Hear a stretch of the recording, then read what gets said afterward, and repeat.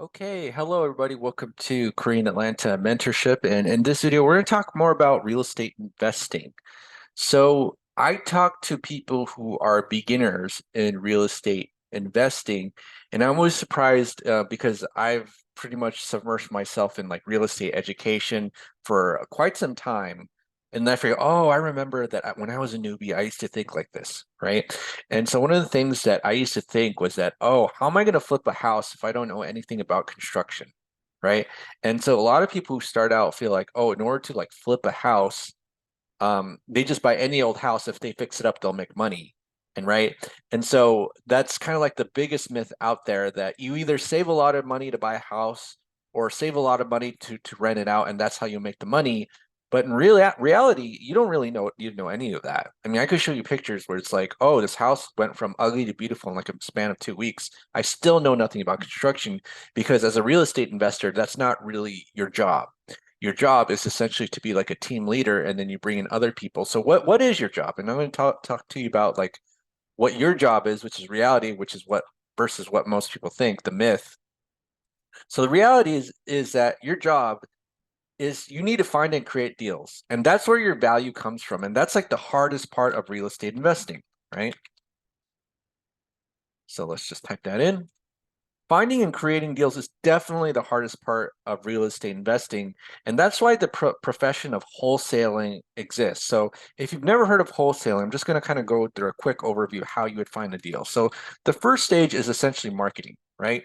So, there's many ways to do this. Facebook, Craigslist, um, letters, right? So handwritten letters, driving for dollars. So if you've never heard of that, that means you're just going through neighborhoods and trying to find ugly houses, and then you're doing the work to find the owner. Another one is like software lists. So this is kind of related to writing letters, where you pay for subscription software. The software companies have a lot of data that they pay for that they're essentially letting you have access to, and then you'd go ahead and make deals with that. So that's really the first step, right? So first step is marketing. Second step is you have someone call you back and then you get the deal. You get the deal. You do the contract, you do the negotiation. You say, hey, please, Mr. Seller, Mr. and Mrs. Seller, um, actually, you want your $100,000 for your house, but I need it for $70,000. And let me tell you why, right? And the person may say yes or no to you, right? But essentially, that would be the first two steps. And that is going to take 80% of your time and effort. So this is by far the hardest part of real estate investing. You don't need to know anything about construction. I can fix and flip houses and know nothing about construction because I know people who will do that for me, and I'm able to secure the funds. It may not be my own money, but if I have the deal, I'm able to find a way to get the funds, right? Whereas if I have a lot of money and I have no deal, then I'm going to be kind of like Opendoor or Zillow. So Zillow has all the real estate data in the world, but they still can't, even though they try to flip houses, they lost a lot of money because having all the money and data in the world doesn't help you unless you know and you train your people to get good deals, right? So basically, you have to do a lot of marketing, Facebook, Craigslist, some sort of web service, letters, driving for dollars, software lists. I like to use letters just because, oh, another one I forgot to write is cold calling. But I like to write letters just because it's non-confrontational. I don't, if they decide to call me, at least there's like some sort of an interest. But the only bad thing about it is that it takes a lot of effort to write letters. And I remember like, oh, I wrote 200 letters to get like one deal, right? I got $100,000 discount, but I'm kind of traumatized at the prospect of having to write another 100 letters to get another deal at $100,000 discount, which is much better than your average American who overpays $100,000, or one out of seven millennials are willing to overpay for a real estate deal. So here's the thing, get the deal, right? Now here you can get your payout and do something called wholesaling, right? So if let's say you got like a $200,000 home in San Francisco that where the market value is 1 million, right? After you fix it up. They call it the ARV, after repair value, $1 million. So let's say you got this under contract, right? How many other fix and flippers would be interested in doing this deal, right? Probably a lot, because there's maybe, if you only need about $50,000 in repairs, you have a pretty huge spread, maybe a $500,000, $600,000 profit, right? And so what you do is you say, okay, well, I'll sell this, I'm person A, the deal maker, technically the wholesaler. Whoopsie. I can't spell today. The wholesaler. And so person A is going to sell, essentially assign the contract to person B, and person B is going to give, let's say, even $100,000 to person A, because person B has maybe like a potential $200,000, $300,000, or $400,000 potential profit. So person B has all cash, is going to pay essentially $300,000 for the home because it's going to be the contract price plus the assignment fee.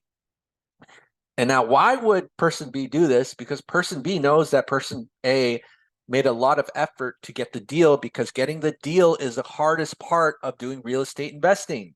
It's not construction. It's not making things look beautiful, knowing what tile goes where. It's finding and creating the deals. If you don't know how to do marketing, there's a reason why we emphasize marketing so much, that you always have to promote yourself if you're doing real estate investing, that you're always going to buy deals, right? Buy houses. You don't have to buy all of them, but you do have to make offers, and then you negotiate the deal. And so when you're wholesaling, right, basically somebody else has a lot of money and doesn't want to make the effort to find a deal because it's really hard. So they'll even willing to pay a lot of money to get that deal, as long as the profit is there for them, right? So that's why they do that. And so once you got the deal, then you have your exit strategy. And so this is where person B comes in, if person B is willing to take over person A's deal. So what are the exit strategies? So it could be a few things. Maybe in a market like San Francisco, I would definitely fix and flip, right? I would just sell it and make the profit. Second one is buy and hold. So that's what the term used for landlording, also known as landlording.